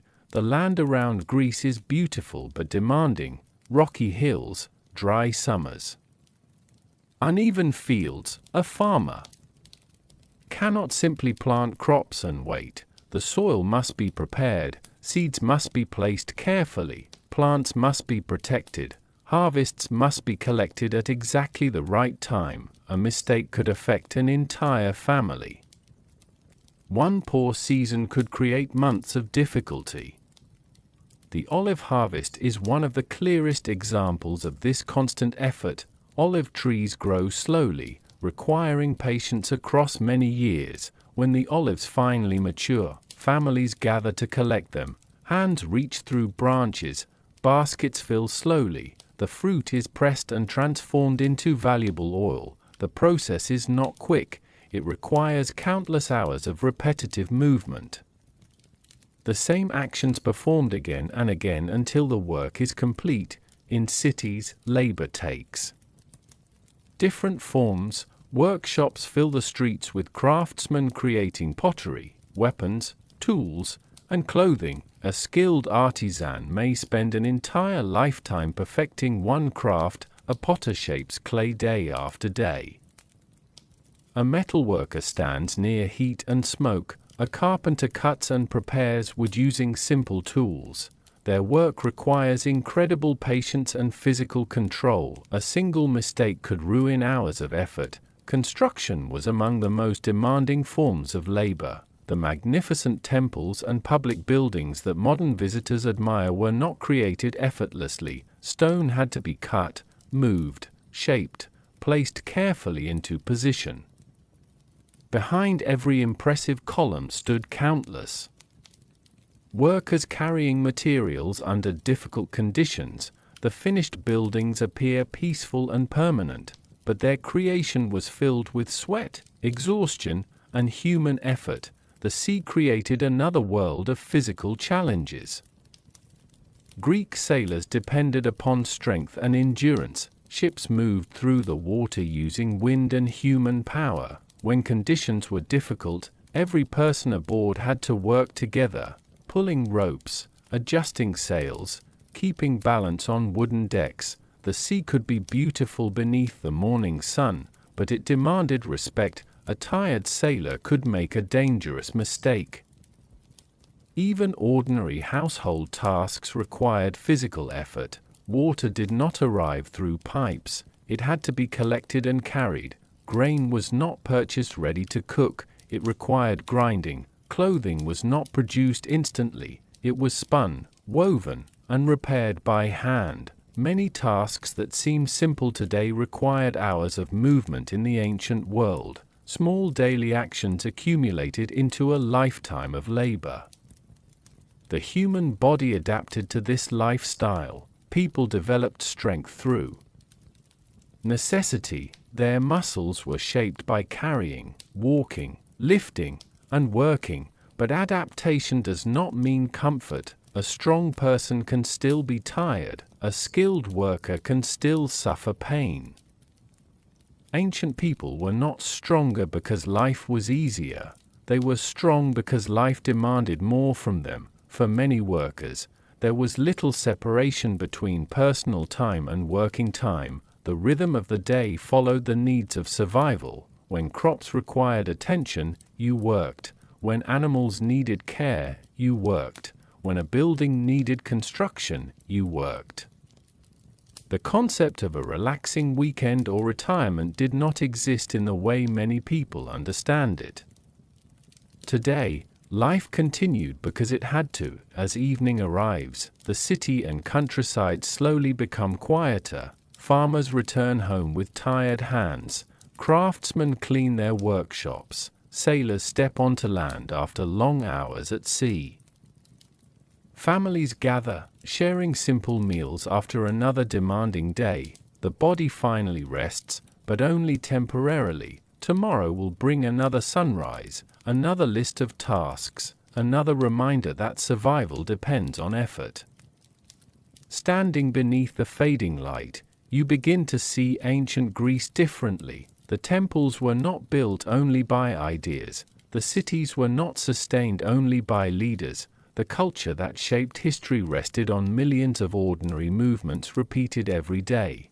Hands planting, hands building, hands carrying, hands creating. Human effort was the hidden foundation beneath everything, yet even the strongest body has limits. There were forces that no amount of strength could overcome. A failed defense, a sudden invasion, a decision made by powerful leaders. And when those moments arrived, ordinary workers often suffered the most. Tomorrow, your journey enters the emotional world of religion and belief, where people looked beyond themselves for answers and wondered what the gods demanded in return. The evening settles softly over the Greek landscape. The day's labor has finally ended. The fields become quiet. The workshops close their wooden doors. The sounds of footsteps slowly disappear from the streets. Above the rooftops, the stars begin to emerge one by one, and beneath that endless sky, The people of ancient Greece look upward, searching for meaning, searching for protection, searching for answers, because in a world filled with uncertainty, the gods were never distant. Ideas, they were part of everyday life. They shaped how people understood storms, harvests, sickness, success, and tragedy. To many Greeks, the world was alive with unseen forces, and those forces needed to be respected. Today, people often imagine Greek mythology as a collection of fascinating stories, tales of heroes, monsters, adventures, but for many ancient Greeks, these stories were not simply entertainment. The gods represented powers that could influence the real world. A storm at sea was not just weather. A failed harvest was not only bad luck. A sudden illness was not merely a physical problem. Behind these events, people searched for deeper reasons. The gods could be generous. They could bring prosperity. A successful harvest might be seen as a sign of divine favor. A safe journey across dangerous waters might inspire gratitude toward Poseidon. A victory in battle could be connected to the support of powerful deities. But the gods could also be unpredictable. They had emotions, they had desires, they could become angry, and anger from the divine was something people deeply feared.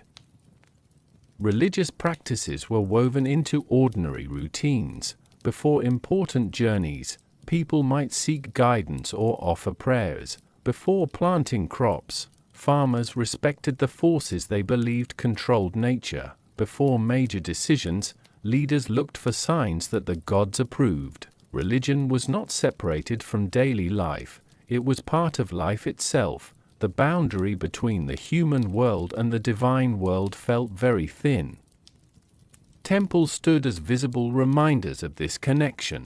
Their columns rose above cities, creating spaces where humans approached the gods. Inside, statues represented divine presence. Offerings were placed with care. Sacrifices were performed during important ceremonies. People brought gifts hoping to maintain harmony between themselves and the unseen powers surrounding them. The relationship was not always based on love.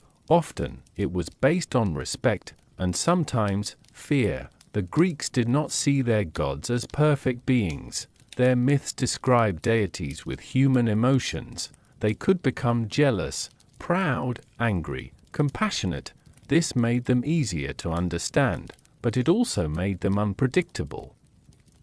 If even the gods could be offended, people believed they had to be careful. Words mattered, actions mattered, traditions mattered. Ignoring customs could invite consequences.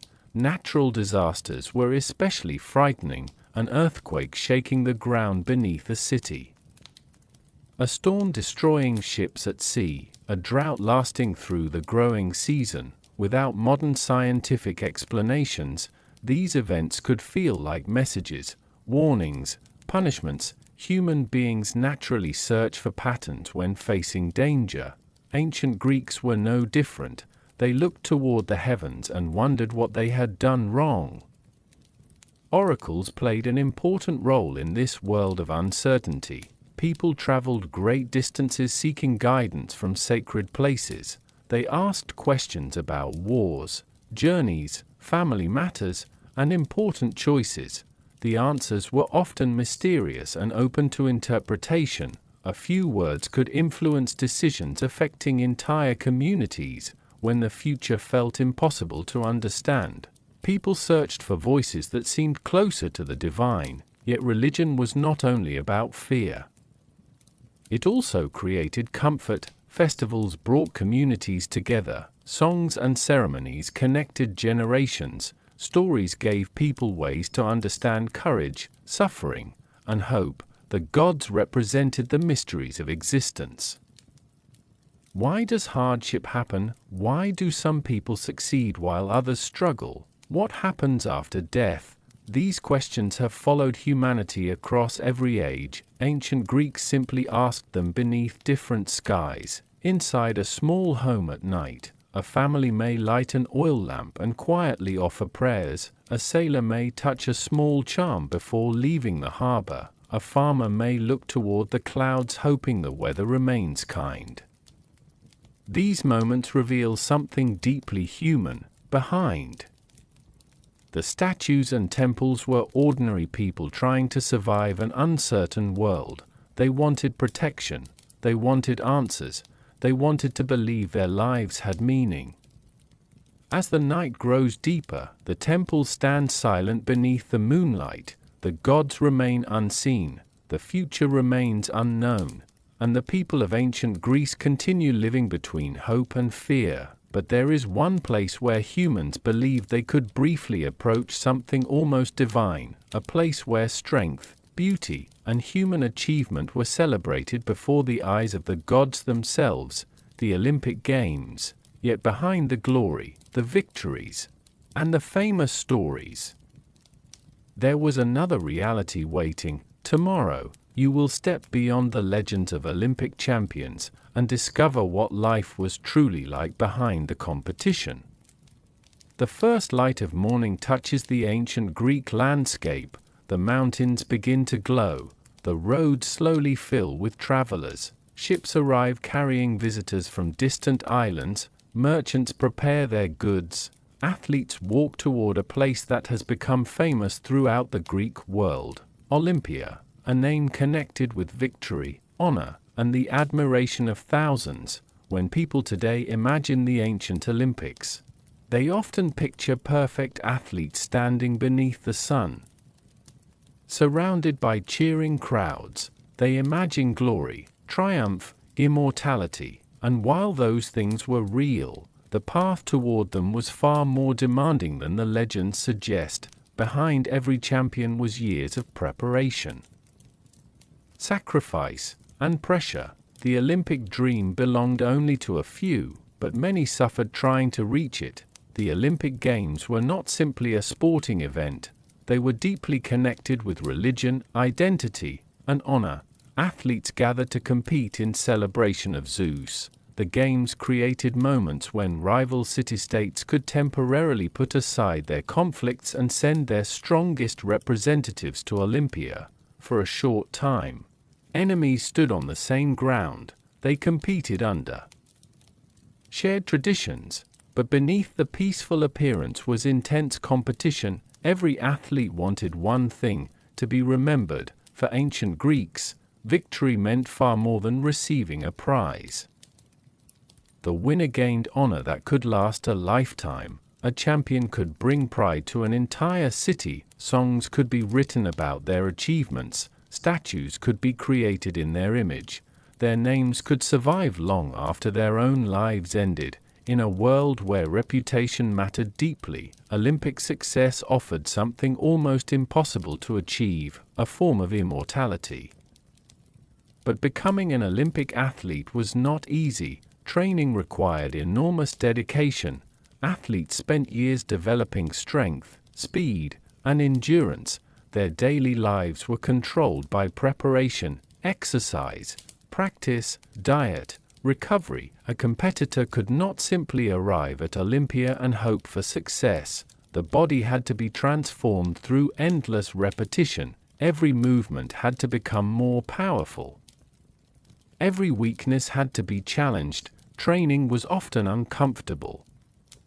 Athletes pushed themselves through exhausting routines. They ran long distances, lifted heavy objects, practiced combat techniques, repeated the same movements until their bodies remembered them automatically. There was no modern sports science, no advanced equipment, no detailed understanding of muscles and recovery. Athletes depended on experience, discipline, and determination. The competitions themselves could be extremely demanding. Events included running, wrestling, boxing, pancration, chariot racing, and other contests requiring different forms of skill. Some events tested speed, others tested strength. Some required a combination of endurance and strategy. The body was pushed to its limits, The difference between victory and defeat could come down to a single moment, a single mistake, a single burst of energy when exhaustion had already taken over. Boxing and wrestling were especially intense. Ancient combat sports had fewer protections than modern versions. Athletes fought with incredible determination. The goal was victory, and the physical consequences could be serious. Injuries were common. Broken bones, bruises, exhaustion, pain. The stories of champions often focus on their achievements, but behind those achievements were bodies that carried the cost. Even the famous idea of the perfect Greek athlete hides complicated realities. Not everyone had the same opportunity. Training required time and resources. Many successful competitors came from families who could support their preparation. They needed access to coaches, facilities, food, free time, the ability to focus on competition was itself a privilege. Women also experienced restrictions within the Olympic world. The main Olympic competitions were for male athletes. Women were generally excluded from competing and attending certain events. However, women had their own religious festivals and competitions connected to different traditions. Their athletic abilities existed, but were often recognized through separate paths. The crowds at Olympia created an atmosphere unlike anywhere else. Thousands of spectators gathered. They watched famous athletes compete. They discussed performances. They celebrated victories. For a few moments, the entire Greek world focused on human ability. The games became a reminder of what people could achieve through dedication, but they also revealed the values and limitations of ancient society. As the sun begins to set over Olympia, the crowds slowly disappear, the voices become quieter. The athletes return home carrying either victory or disappointment. Some leave as heroes, others leave forgotten, because competition has always created both the joy of winning and the silence of losing. Standing among the empty fields of Olympia, you begin to understand something. The ancient Olympics were not only about strength, they were about human ambition, the desire to prove yourself, the need to be remembered, the hope that your efforts would mean something. That feeling has never disappeared. Thousands of years later, people still chase achievement for the same reasons. They want to overcome limits. They want their names to matter. They want to know what they are capable of. But as impressive as Greek achievements were, another question remains. Who was allowed to participate in this world they built? Who had a voice? Who had power? And who was left standing outside the gates? Tomorrow, you will enter the complicated reality behind Greek democracy, a system celebrated as a foundation of modern politics, yet one that excluded many people living within it. The morning begins quietly in Athens. The city slowly awakens beneath the warm Mediterranean sun. Citizens walk along familiar stone paths. Merchants open their shops. Workers begin their daily tasks. And somewhere in the heart of the city, people gather to discuss something that would change the course of history, the future of their community, the laws they would follow, the decisions that would shape their lives. This is the world of Athenian democracy. A system remembered centuries later as one of humanity's great political experiments, a place where ordinary citizens could stand before others and have their voices heard. But as you step closer, you begin to notice something important. The word citizen did not include everyone. The voices that shaped Athens belonged only to certain people, and many others lived beneath the same sky without having any say in how the city was governed. The idea behind Athenian democracy was revolutionary for its time. Instead of a single ruler making every important decision, citizens could participate directly. They gathered in public spaces. They debated laws. They voted on important matters. A person was not simply a subject of a king, They were part of the political life of the city. For those who qualified, this created a powerful sense of responsibility. The city belonged to them. Its successes and failures were connected to their choices. The center of this political life was the assembly. Thousands of male citizens could gather together to discuss decisions affecting Athens. Imagine standing among a crowd of people beneath the open sky, listening to arguments, hearing different opinions, watching leaders attempt to persuade the crowd. In this environment, speaking ability became extremely valuable. A powerful speech could influence the future of the entire city. But this freedom came with strict boundaries. Not everyone living in Athens was considered a citizen. The city was filled with people who worked, traded, built, and contributed to society, yet they had no political voice. Foreign residents, known as metics, played important roles in Athens. Many were skilled craftsmen and merchants. They helped the economy grow. They lived within the city for years. Some even became wealthy.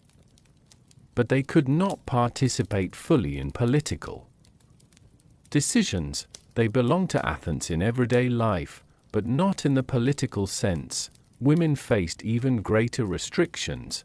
Women lived important lives within Greek society. They managed households, raised children, maintained family traditions, participated in religious activities. But in Athens, they generally could not vote, speak in the assembly, or hold political office. The decisions shaping the city were made mostly by men. A woman could influence her family and community in many ways, yet her formal political voice was extremely limited. Enslaved people had almost no political rights. They were essential to the functioning of many households and businesses. They worked throughout the city. They helped create the wealth that allowed some citizens to participate in politics, yet they had no ability to influence laws that controlled their own lives. This created one of the greatest contradictions of Athens. A society that celebrated freedom while depending heavily on people who possessed none. Even among citizens, democracy was not always peaceful. Debates could become heated. Leaders competed for influence. Crowds could be persuaded by emotional arguments. A skilled speaker could guide public opinion. The same system that gave people power could also be unpredictable. A decision made by the majority was not automatically the correct one. Athenians themselves experienced moments when their democracy led them into difficult choices. Politics was personal in a small city like Athens. People knew each other. Families had histories. Reputations mattered. A person's public image could determine their success. A respected leader could gain enormous influence. A controversial figure could quickly lose support. The political world was filled with ambition, competition, and uncertainty. Yet despite its limitations, Athenian democracy remains historically significant. It introduced ideas that would influence future generations. The belief that citizens could participate in government, the idea that public discussion mattered, the understanding that political decisions should involve more than one person. These concepts would continue developing long after Athens itself changed. As evening arrives, the assembly area becomes quiet. The voices that filled the space disappear. The stones remain. The memories remain. The questions remain. Who deserves a voice? Who should have power? Who should be included in decisions that affect everyone? These questions did not begin in the modern world. They were already being asked thousands of years ago.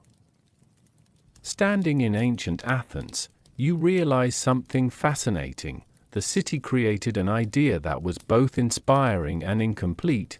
It opened a door, but only some people were allowed to walk through it. And beyond politics, beyond public debates, beyond the achievements of citizens, every person in ancient Greece eventually faced the same unavoidable truth. No status could prevent it. No wealth could escape it.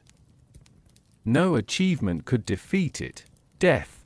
Tomorrow, your journey moves into the final moments of human life in ancient Greece and how people prepared to leave this world behind. The night falls gently over ancient Greece, the sounds of daily life become distant, the voices from the streets fade, the lamps inside homes glow softly against stone walls, and beneath the quiet darkness, every family in Greece shares the same understanding: no matter how wealthy, no matter how powerful, no matter how respected, every human life eventually reaches the same final moment: death. For the people of ancient Greece, death was not something hidden away completely. It was a part of life that communities faced openly, families prepared for it, religious traditions surrounded it, stories were created to explain what happened beyond the boundary between life and whatever came after. The unknown was frightening, but it was also something people had spent generations trying to understand. When a person died, the first responsibility belonged to the family. The body was treated with care and respect. Loved ones gathered. They washed and prepared the deceased. They placed clothing and objects with the body that carried meaning. These actions were not only practical, they were expressions of love. A final opportunity to honor someone who had been part of the family. Ancient Greek funerals followed traditions that varied across regions and time periods, but many included important stages of preparation. The body might be displayed for a period of mourning, allowing relatives and friends to say goodbye. Family members expressed grief openly. Tears, prayers, and memories filled the home. Death was not simply the end of a person's story. It was a moment when the living gathered to remember the life that had been lost. Burial practices were deeply connected to beliefs about respect and the afterlife. Many Greeks believed the dead continued into another existence beyond the world of the living. The exact nature of this afterlife varied in different stories and traditions. Some imagined a shadowy underworld ruled by Hades. Others believed certain souls could experience greater rewards. The details changed, but the idea remained. Life continued in some form beyond death. Funerals also reflected social identity. A person's position in society could influence how they were remembered. Wealthy families could afford more elaborate ceremonies. They might create impressive grave markers. They might organize larger gatherings. Poorer families had simpler traditions, but the desire to honor loved ones existed across social boundaries. Grief belonged to everyone. Ancient Greeks placed great importance on memory. A person survived partly through the stories others told about them. A respected citizen might be remembered through public achievements. A parent might live on through the memories of children. A friend might remain present through the stories shared years later. In a world without modern records, memory was one of the strongest forms of survival. Grave markers became a way to preserve identity. Stone monuments could include names, images, and messages. They reminded future generations that someone had once walked these streets, had worked, had loved, had hoped. A simple piece of carved stone could carry a powerful message across thousands of years. I was here, I mattered. Yet death was not only faced by older people. Ancient life was uncertain from the beginning. Children could die young, diseases could spread, accidents could happen, war could take lives suddenly. Families often experienced loss in ways that modern people find difficult to imagine. Grief was a familiar companion. Religious beliefs helped many Greeks understand this uncertainty. Rituals provided structure during moments when emotions felt overwhelming. Prayers, offerings, and ceremonies created a connection between the living and the dead. They gave families a way to express feelings that were difficult to explain. The rituals themselves became a bridge between two worlds. The world people knew, and the world they could only imagine. But perhaps the most human part of Greek attitudes toward death was their desire to be remembered. People built monuments, created stories, celebrated achievements, not because they believed they could escape death, but because they wanted their lives to have meaning. They wanted their existence to leave some trace behind. As the sun rises over the ancient landscape, another day begins. The same streets continue, the same fields continue, the same sea continues, generations pass away, and new generations take their place. Ancient Greece was not only a world of temples, wars, and ideas, it was a world of ordinary people who loved, struggled, worked, and eventually said goodbye. Standing among the quiet graves and ancient stones, one thought becomes impossible to ignore. The people of ancient Greece were separated from us by thousands of years, yet their deepest emotions remain familiar. They feared losing loved ones. They searched for answers. They hoped their lives mattered. They looked toward the future with uncertainty, just as we do. And now, as this long journey through ancient Greece approaches its final moments, there is one last place to visit. Not a battlefield, not a temple, not a marketplace, but a quiet place of reflection, a place where we look back at everything we have discovered and ask one final question: what would truly happen if you had to survive a single day in ancient Greece? Tomorrow, we reach the end of the journey. The first light of dawn appears over ancient Greece one final time. The mountains slowly awaken beneath a pale golden sky. The olive trees move gently with the morning breeze. The distant sound of waves reaches the shore, and for a moment, the ancient world feels almost close enough to touch. A world that once seemed distant begins to feel familiar, because behind the marble temples, the famous philosophers, the legendary warriors, and the stories preserved for thousands of years, there were ordinary people, people who woke before sunrise, people who worried about tomorrow, people who worked until their hands became tired, people who loved their families, people who hoped their lives would mean something. At the beginning of this journey, ancient Greece may have appeared like a world of beauty and achievement, a civilization remembered for its art, ideas, and discoveries, and those achievements were real. The Greeks created things that influenced generations far beyond their own time. Their questions about politics, science, philosophy, and human nature continue to shape the world today. But the deeper we traveled, the more complicated the picture became. Because every great civilization carries hidden stories. Behind the shining temples were workers who carried heavy stones. Behind the famous battles were families waiting anxiously for loved ones to return. Behind the idea of democracy were countless people without political voices. Behind Olympic victories were years of pain and sacrifice. Behind wealthy households were enslaved people whose labor supported daily life. The greatness of ancient Greece existed alongside struggles that are easy to forget. Both stories were true, the beauty and the hardship. Perhaps that is what makes the ancient world so fascinating. The people of Greece were not mythical figures living perfect lives. They were human. They experienced fear. They experienced hope. They faced problems that would feel strangely familiar. A parent worrying about a child, a worker hoping for a better tomorrow, a person searching for answers during difficult times. Thousands of years may separate us, but human emotions travel through history unchanged. Imagine yourself standing on a quiet Greek hillside as the sun begins to set. Below you, a city slowly disappears into the golden evening light. The streets where merchants once argued are silent. The theaters where crowds once gathered are empty.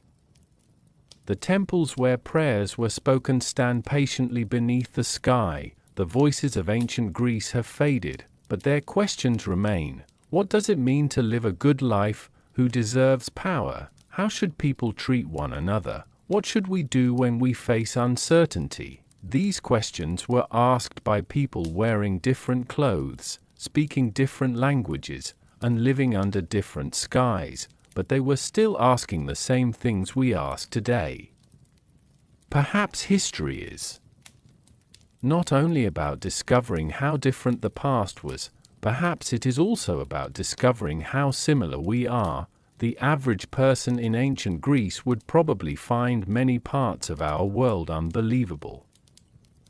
Our technology, our cities, our medicine, our communication, but perhaps they would recognize something much more important: the feeling of waking up and wondering what the day will bring, the desire to protect the people we care about, the search for meaning in a world we cannot fully control. Those feelings belong to humanity itself. So, if you truly found yourself in ancient Greece for one day, would you survive? Maybe physically. The answer would be uncertain. The heat, the labor, the diseases, the social rules, the dangers, all would test you, but perhaps the greatest challenge would not be surviving the environment. It would be understanding the world around you, a world where beauty and suffering existed together, a world where progress and injustice could stand side by side. A world that was both extraordinary and deeply imperfect. As the final light disappears over the ancient landscape, the sounds of Greece slowly fade, the footsteps on stone roads become silent, the voices of the marketplace disappear. The waves continue moving along the shore, time moves forward, civilizations rise, civilizations fall, but the stories remain, because history is not only about those who became famous, it is about everyone who lived before us, everyone who worked, everyone who dreamed, everyone who hoped, and perhaps, somewhere beneath the ruins of ancient Greece, the echoes of those forgotten lives still remain, waiting quietly for someone to listen.